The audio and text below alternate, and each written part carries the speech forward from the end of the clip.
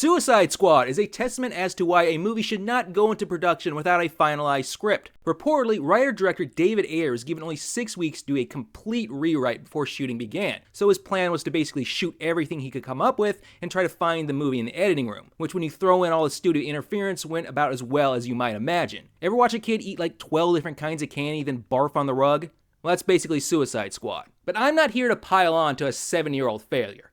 I mean, what's the challenge in that? Just because Warner Brothers refuses to learn from its movie's mistakes, that doesn't mean we can't. A writer can learn a lot from this candy-colored mess. So let's do it. Let's fix the Suicide Squad.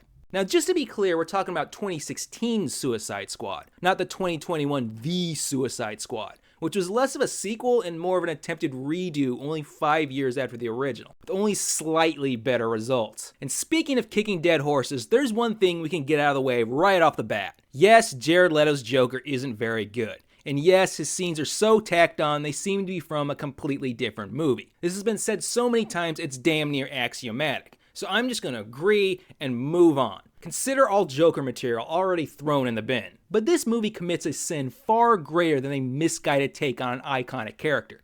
This movie is cowardly. Cowardly like a celebrity who deletes a controversial tweet. Cowardly like a politician who immediately doubles back on what they just said. See, Suicide Squad sets itself up as a bold political allegory. It wants to comment on a dark, controversial topic, but then it punks out and pretends none of that ever happened. Let me tell you something about modern comic book genre movies. They're supposed to be political allegories. To back up and explain that, this is a topic I've been thinking of doing a longer video on, so if you're interested, let me know in the comments. Have you ever wondered why superhero movies suddenly became so popular right when they did? How these once sporadically produced toy commercials became a serious grown-up genre with mature stories and themes? And why it's been kind of dying off lately? Well, I can explain all that with 3 little numbers. 9, 11, and the roughly 20-year mess that followed it. Now, this isn't the place to go into too much detail, but the sudden rise of the superhero genre in the late 2000s can be best understood if compared to another genre that exploded out of nowhere, the science fiction movies in the 1950s. Contrary to the nostalgic way this decade is now depicted, the real 1950s were an age of unprecedented anxiety, thanks to the nuclear bomb, fears of communist invasion, and rapid social advancements based in new technologies. Basically, the future now seems strange and terrifying. And in Mythic Response, popular culture found the right allegories to address these anxieties through the existing tropes of science fiction literature. Suddenly, theaters were filled with paranoid, horror-tinged tales of world destruction, invading monsters, and science gone wrong. Fast forward 50 years, and we find another traumatic event that initiated 2 decades of social, political, and moral turmoil. And if you're too young to remember this time, people lost their minds. And with all these new fears, dilemmas, and uncertainties, the mythic impulse kicked in again, this time finding the right allegories in the world of superhero comics. The tropes of the superhero were a perfect fit. First of all, comic book heroes have always embodied socio-political ideals. Second, the villains made easy stand-ins for global terrorism. And most importantly, these narratives have always wrestled with questions surrounding the use of power to achieve peace and order. It took a while for both Hollywood and audiences to come around to it, but by the axial year of 2008, the superhero film had transformed into a mature genre designed to address the uncertainties of the post-9/11 world. And you don't have to take my word for it. Plenty of scholars have weighed in on this. And here's a fantastic book on the MCU's obsession with 9/11 and the War on Terror. Now, only a few of these movies made overt references to real-world events. The majority took the more mythical route of constructing fantasy scenarios to serve as creative analogies, or simply limited themselves to relevant themes. But the first act of Suicide Squad attempts to be more direct and explicit with its political syntax than any movie since the first Iron Man. And it's not being subtle. To start, the film firmly establishes the death of Superman from Batman v Superman a year earlier as this universe's 9/11 event, first with this guy, and with Amanda Waller's voiceover echoing the sentiment that the world forever changed on September 11. We're then given 2 scenes with top federal and military officials filled to the brim with war on terror rhetoric. But what happens if the next Superman becomes a terrorist? The next war will be fought with these metahumans, ours or theirs. We got contingency plans for nukes in North Korea, anthrax in our mail. In a world of flying men and monsters, this is the only way to protect our country. And we're not just talking the talk. The argument behind Waller's Task Force X to harness bad to fight evil that all conventional notions of morality should be thrown out the window in the name of national security, seems to take a page straight out of the Dick Cheney playbook, with his infamous dark side speech. We also have to work, though, sort of the dark side, if you will. We've got to spend time in the shadows. You're going to deal only with officially approved, certified good guys. You're not going to find out what the bad guys are doing. You need to have on the payroll some very unsavory characters. It is a mean, nasty, dangerous, dirty business out there, and we have to operate in that arena. And in the following decade, we learned this meant practices like mass detention, domestic surveillance, enhanced interrogation techniques, and secret black site prisons. And Suicide Squad indeed alludes to these practices. Belle Reve Prison is literally called a black site. Our squad members are labeled as terrorists, and we get what appear to be direct references to the abuses of Abu Ghraib Prison and Guantanamo Bay. And from all this setup, we'd assume we're about to receive a fantasy allegory that interrogates these inhumane tactics and challenges the idea that radical amorality is the only way to fight terrorism. Now, this is a pretty bold ambition for a little B-level comic book movie, one that will require the same sort of smart, gritty allegories found in Chris Nolan's The Dark Knight. But then the movie punks out like a little bitch. Never mind, it's too challenging. Let's throw it all away and play it safe with a lame by-the-numbers monster movie. Way to let us down, buttholes. Now, this all could have been forgiven if it actually gave us a good monster movie. But no, it's all jacked up. It really does seem like a story thrown together at the last minute to meet a shooting deadline. First of all, the structure is gash. This is one of the most front-heavy movies I've ever seen. It takes 22 minutes for Waller's idea to be approved. The story conflict isn't established until 33 minutes, and the squad doesn't actually start doing something until 44 minutes, which is all twice as long as it should take. And when the mission does begin, it just sucks. First of all, it's set up horribly. We're simply told they have to go somewhere to pick up someone and maybe do something afterwards. How do you expect an audience to get invested in a story when they don't even know what the people are trying to do? And as for execution, this exciting roller coaster ride amounts to walking from point A to point B with the occasional monster counter along the way. So this movie ends up with all the plot complexity of an 8-bit NES game. Level 1, walk left to right, shoot at monsters. Level 2, walk left to right, shoot at monsters. Level 3, boy, good thing there's a boss at the end just waiting around getting her groove on. Yeah, get down, get funky. Hey! Second of all, this mission makes no sense with respect to our group of assembled characters. This is a basic rendezvous and extraction, about as simple as special ops missions get. So why do we need Task Force X here? What did they bring to the table? Most of the time they're just standing around getting in people's way. And what's worse, with the exception of Dead Slap, 4 out of the 5 team members are completely unsuited for full frontal combat. I mean, one guy's got a boomerang. That means, compared to the real soldiers, 80% of the squad is virtually useless in this scenario. But Suicide Squad has an even more fundamental flaw, one any noob screenwriter, heck, any particularly sharp 6-year-old at story time, should be able to notice. Who is the main character? I cannot understate just how important a story's protagonist is to audience involvement. The protagonist is the center of the story's world, around which everything revolves. They are the viewer's guide and their emotional surrogate through which they perceive all events. And when we're allowed a window into this character's psychology, an empathetic response occurs, where we experience the same joy, fear, or excitement as the character. But Suicide Squad gives us a movie without a protagonist, and therefore a story without a center, and then it wonders why we don't give a crap. Deadshot gets a lot of attention, but that's just because Old Slappy is the movie's biggest star. But Deadshot isn't the story's center, and he's never presented with the kind of psychological intimacy that marks a protagonist. Harley Quinn gets a bunch of screen time, but only because she's the most charismatic character. She's not the story's lead, she's the story's clown. Rick Flagg's the most relatable character simply because he's the most normal, but he's clearly stuck in a secondary role. As for everyone else, they're basically window dressing. And with no protagonist to identify with, we don't care about any of these people or what they're trying to do. And while we're at it, who is the center of good in this story? Who can we positively identify with on moral or ethical grounds? No one! They're all a bunch of assholes, and that includes Flagg, and they remain assholes until the end.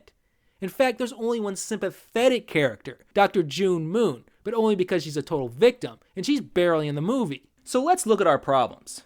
The movie doesn't deliver what it promises, There's no protagonist or center of good, the action is unsuited for the characters, the mission is dull and repetitive, and Jared Leto sucks. To this I want to add no unifying theme. Just like I said for Thor Love and Thunder, whenever there's an essential idea to connect everything, the movie just becomes this grab bag of random stuff all crammed together. So how do I fix all this? Well, this time my fixes are going to be pretty skeletal, because the first thing I'm doing is taking 3/4 of this movie and throwing it straight in the trash. We need a completely new mission with a completely new antagonist. Now I know Enchantress is an important part of the DC series, but this monster movie crap just isn't working. An ancient goddess just doesn't fit in with a hitman, a nutjob, a circus freak, and a gangster. Plus, it's laughable that this B team was put together to fight something on the level of Superman. Superman would waste these fools in like 10 seconds. So we need an opposition on the same power level, so we needn't watch the stupidity of a man throwing a boomerang at a god. So instead of this cop-out monster mash, we need to ride the horse in the direction it's going. David Ayer said he originally wanted to make a darker, more serious film, and I'm guessing the political content in Act 1 was a holdover from that vision. But after the crash and burn of Batman v Superman, Warner's panicked and forced Ayer to turn his movie into a harmless comedy. So let's first undo the studio's meddling. We need a plot that'll fulfill the setup's promise. A story that'll metaphorically interrogate some of the excesses of the War on Terror. And don't tell me this won't work, because this is what The Dark Knight is all about. And given Suicide Squad's premise, likely the best real-world analogy can be found in the efforts by coalition forces to convert captured militants to fight on their side, which by itself suggests a whole host of character conflicts and ideological ambiguities for our movie to explore. Going with that, we need a villain who will work as a good metaphorical stand-in for the chaotic forces of the terrorist insurgency. Now I could say Joker would fit the bill, seeing as the Dark Knight's Joker was literally inspired by Al-Qaeda commander Abu Musab al-Zakari. Bet you didn't know that. But that would mean more Jared Leto, and I'm sure none of you want to see that. If we want to be more transparent with our villain, we could go with something like, I don't know, the Onslaught, a literal terrorist organization who is the Squad's original nemesis, who, by the way, are from the fictional nation of Karak. Karaki terrorists. You cannot be more on the nose. But you know what? My personal knowledge of the DC character base isn't that deep, so I'm going to leave it up to you. Down in the comments, suggest a villain who would fit the bill. And don't say Snowflame.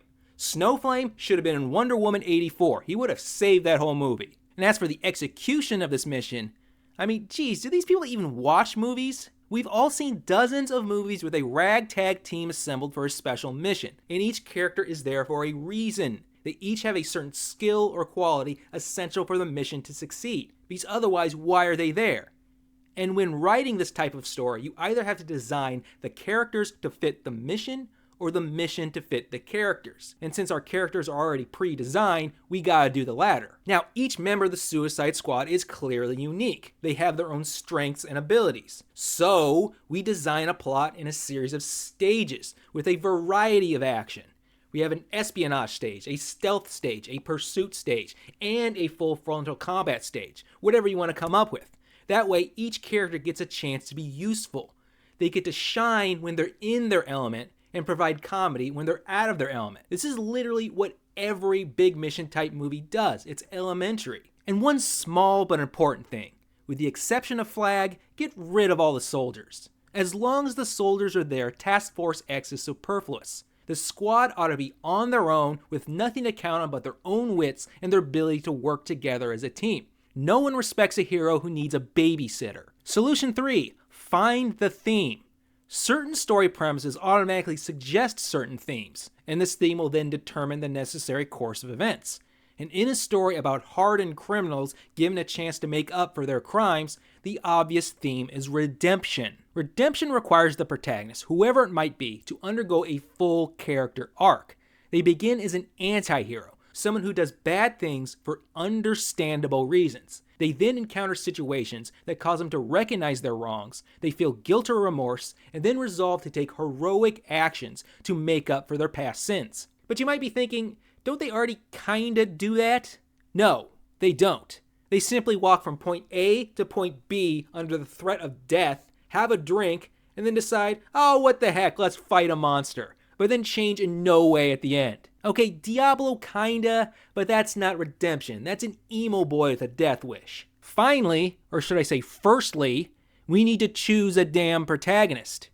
Here I really only see two options. Either we use Deadshot, make him the center of action, give a window into his psychology, and give him a full redemptive arc, or we do the same with a completely new outside character. Again, let me know in the comments if you have a good suggestion for who this new character ought to be. And as for the rest of the squad, their role is to provide contrast with the protagonist through their failure or inability to arc. Particularly Harley Quinn, whose whole deal as a character is how she is constantly presented with opportunities to change, but can never commit to change for more than a short while, as best seen in her constant failure to end things with the Joker. So that's why Harley Quinn can't be our protagonist. And as these non-changers come into conflict with the protagonist, the drama will escalate, because the protagonist is forced to become all the more heroic without their support. But some of you might say, oh, but the whole point of the Suicide Squad is that they're bad guys and they never change. Well, then they all have to die in the end. I'm sorry, that's movie law. Movies express meaning by how they mete out punishment and reward. If you change in the right way, you're rewarded. If you refuse to change, you suffer damnation. It's through the hand of this movie god that stories give us their lesson. But there's no lesson at the end of Suicide Squad because there's been no real change. No one's really worse off than they were before, and the rewards are minuscule. Oh, Croc's got BET now. I guess that made it all worth it. Ultimately, the whole thing is pointless because no one's learned anything, leaving it all hollow and meaningless. But if the whole point of the original Suicide Squad is that they're a bunch of unsympathetic assholes who never change, then maybe this movie shouldn't have been made in the first place? Maybe someone at Warner Brothers should have looked at the source material and realized it didn't have the necessary ingredients for a good Hollywood movie? I mean, that's supposed to be a development exec's job, right? So they all got fired, right? I don't know how one studio could botch so many mega properties without everyone losing their job. Like, you hear how they spent $90 million on the Batgirl movie, but then shelved it because it was too terrible to release? Warner's really might be the worst studio in Hollywood right now. Anywho, tell me what you think in the comments, and if you agree that Warner's does not know what it's doing, make your voice heard by hitting like and subscribe. That'll show them. Until next time, I'm the Script Monk. Thank you for watching.